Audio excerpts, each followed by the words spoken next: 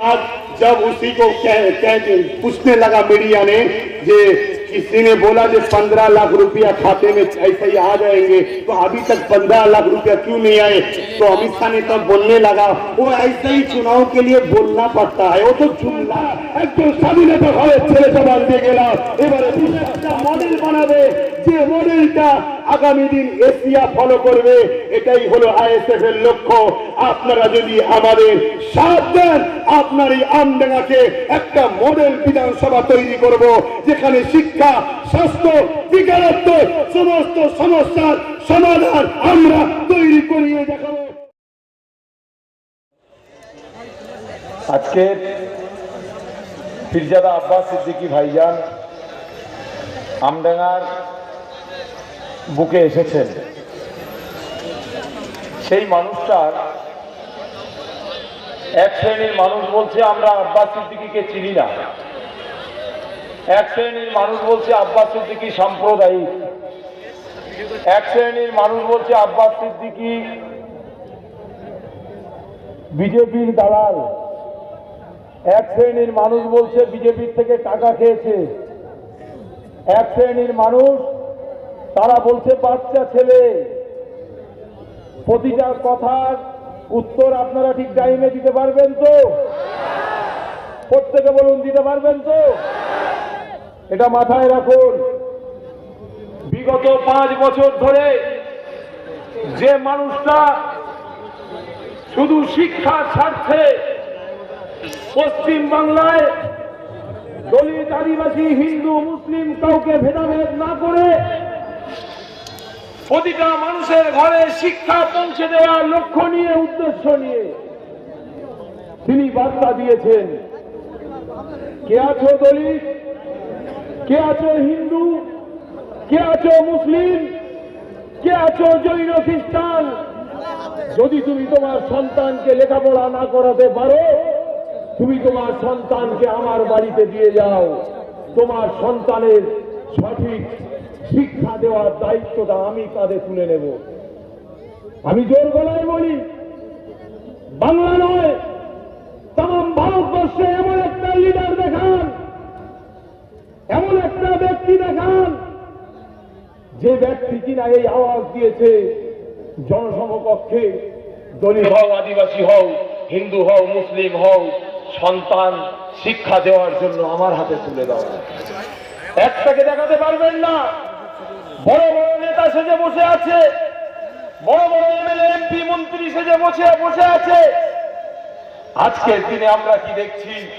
৭৩ বছর পর যে ভারতবর্ষে হিন্দু মুসলিমের মিলবন্ধন ছিল, সেই হিন্দু মুসলিমের মধ্যে দাঙ্গা লাগাবার চক্রান্ত যিনি তৈরি করেছেন, যিনি কিনা সব থেকে পশ্চিম বাংলার বড় সাম্প্রদায়িক, সেই মাননীয় মমতা ব্যানার্জি, তার দলের লোক বলছে আব্বাস সিদ্দিকী সাম্প্রদায়িক। সাম্প্রদায়িকতা কাকে বলে, অসাম্প্রদায়িকতা কাকে বলে, সেটা যদি শিখতে হয় তৃণমূলের ওই সমস্ত বাহিনীদেরকে বলবো আব্বাস ভাইজানের সঙ্গে বসে আলোচনা করে শিখুন। কেন?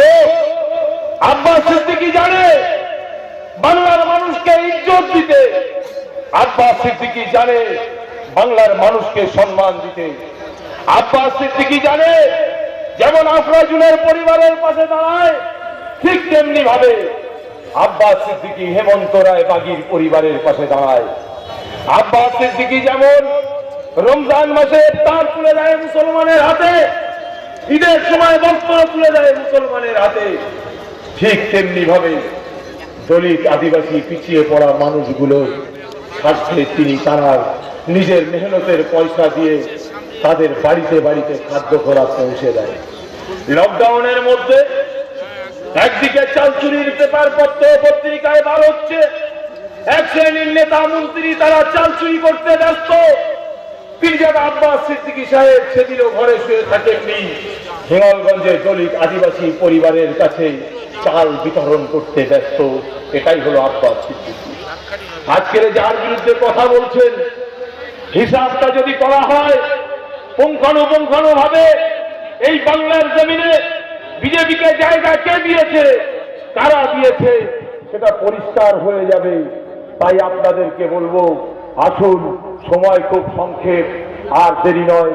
মাইকের আওয়াজ যাদের কানে যাচ্ছে, আগামী 2021 পীরজাদা আব্বাস সিদ্দিকী ভাইজান আগামী বিধানসভাতে এই আমডাঙ্গার জমিনে যদি প্রার্থী দেন, আমি আপনাদের সকলকে বলবো, আব্বাস সিদ্দিকী ভাইজানের হাতকে মজবুত করুন।